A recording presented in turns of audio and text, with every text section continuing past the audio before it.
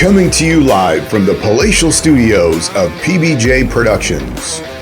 Welcome to Patrick and BJ Talk Real Estate, where we talk about life, the universe, and everything as it relates to real estate.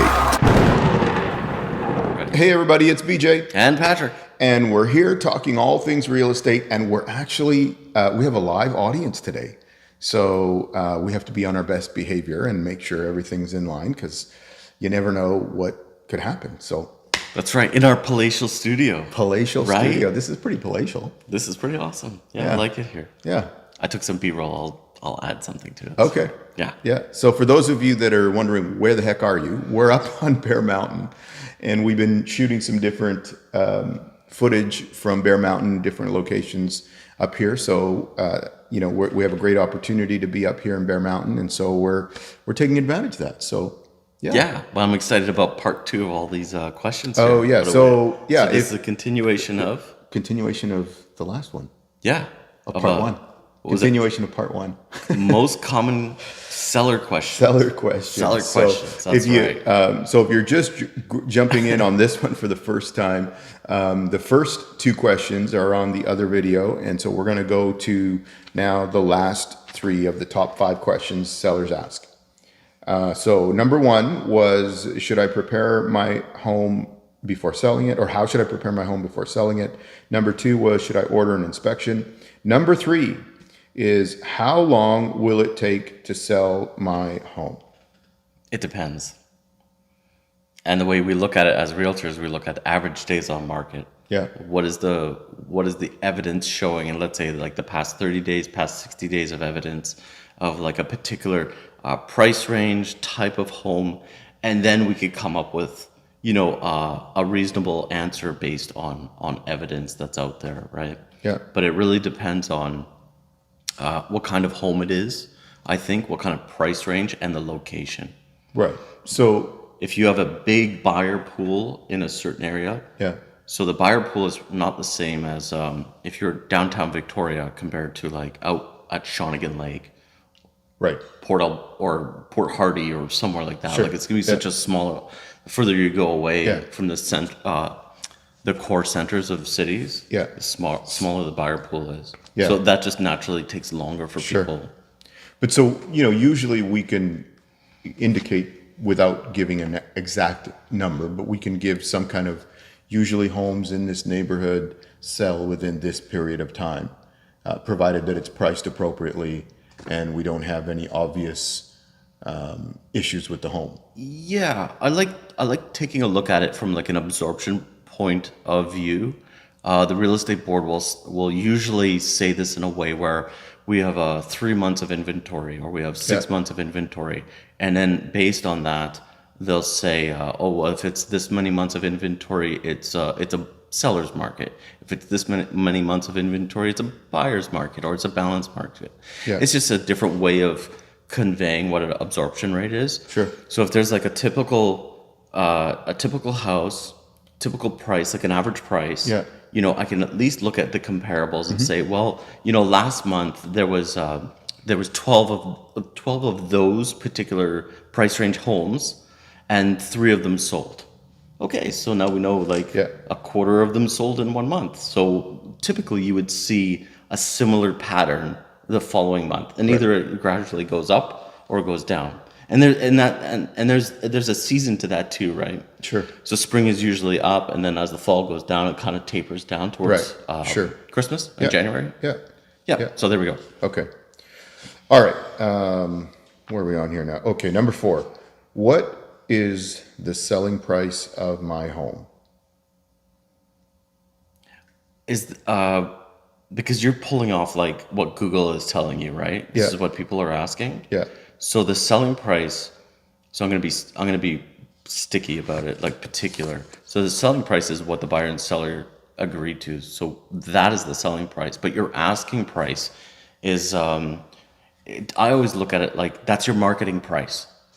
What price will attract the offer, and that's your marketing price. We call it the listing price, but I look at it like it's the marketing.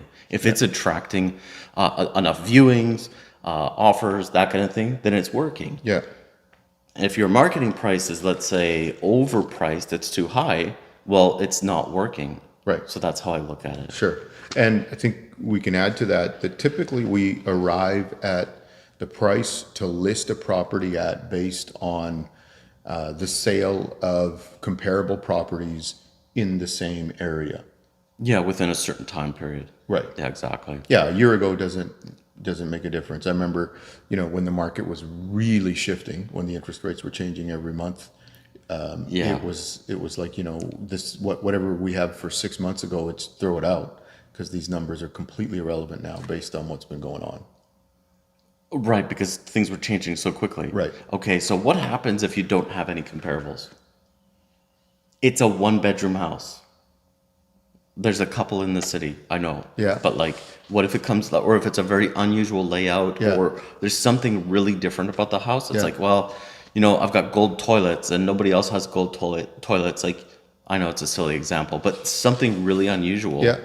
Like, you sort of have to experiment a little bit. A little bit. I There's think you can still take some from the comparables, right? To say, okay, this house had these things and they sold here.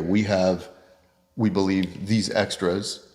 I have a concrete example. You're going to like this one. Okay. Right? So, insulated concrete foam house. Okay. Get it? Concrete sample. Yeah, I got example. it. Yeah. Yeah. So, 99.9% of the properties are wood frame construction. And now if you come across one of these ICF built houses, Yeah. it's a completely superior product Right. in every way. Sure. Right? Yeah. So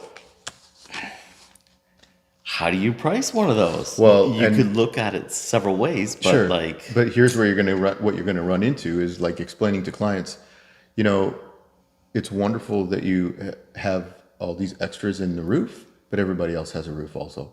And the fact that you did extra stuff with the roof is not going to translate into a whole bunch of value in terms of the sale price.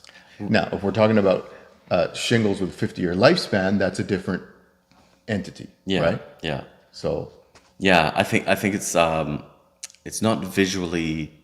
People don't grasp the value out of it, so it's not recognized. yeah, Like if you install the brand new septic system, they don't care. They just want to be able to flush the toilet. right, Right? 100%. Yeah. Yeah. So, Okay, so that is what is the selling price. And really it comes down to this, like you said, the selling price is what the buyer and seller agree to at the end. at yes. the end of the day. So, all right, number 5. Is there a reason my home's assessed value is different than the market value? Oh, that's an awesome question. This is like my favorite question every time somebody asks me or even brings up assessment value. Okay. It's what the local municipality will attach a value to your house based probably when it was first constructed on the permit value, Okay. and then every year after that they use a thing called a mill rate to determine the assessed value. Right. So they haven't seen your house. They don't know if you have gold toilets. I mean, like they don't know if you've done repairs or kept up the place. It could be really run down, and the assessment value could actually be higher. Yeah. Than the actual market value of the property, or you have done the renovations and the assessment is quite a bit lower Right. than the market value. And I'm saying that in general terms, where if the market is coming down, you'll find that your assessment value is typically higher than the market value. Yes. But if the market's going up, Sure. and the reason is the market or the price comes out. What do we? You get your property assessment notice in January, so that it's 2023 right now, right? Yeah. So we would have just paid our property taxes now in July. It's assessed in the summer, like July, whatever it is, of 2022.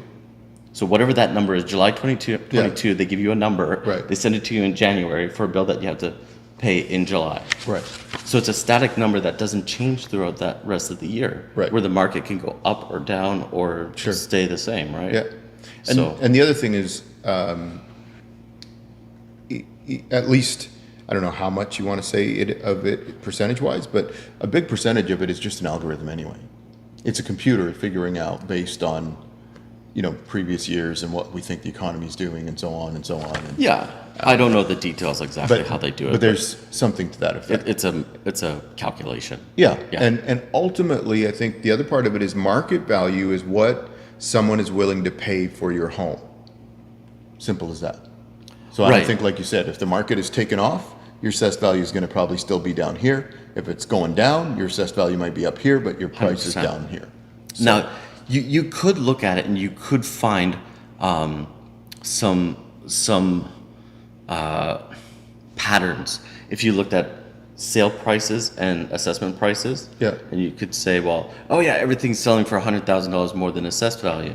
Well, I bet you there's a certain amount of evidence that would argue or support that. Yeah. But then, sale prices could be 20% over assessed value, 20% under. It's all over the map. Yeah. So, if anything, it's a really rough gauge yeah. of what ballpark you might be playing in for price. Yeah, really rough. I want to Really rough. emphasize how rough of a marker that is. But okay, so those were the top 5 seller asked questions that I tracked down, and so I think we've addressed those. And if you have any questions and there's anything that we haven't talked about that maybe you want to ask us about, feel free to put it in the comments or reach out to us directly. I think our information is in the description. Yeah? Everything's in the description below, plus the newsletter. Sign up for the newsletter. Sign up for the find out. newsletter because we have a book coming out too, and all the details of that are going to be in the newsletter. So make sure you sign up for the newsletter. And is that it? That was awesome. Are we? Yeah. We're done. I think that's a wrap. Well, thank you for joining us. We'll catch you in the next video. Thank you for watching. See ya.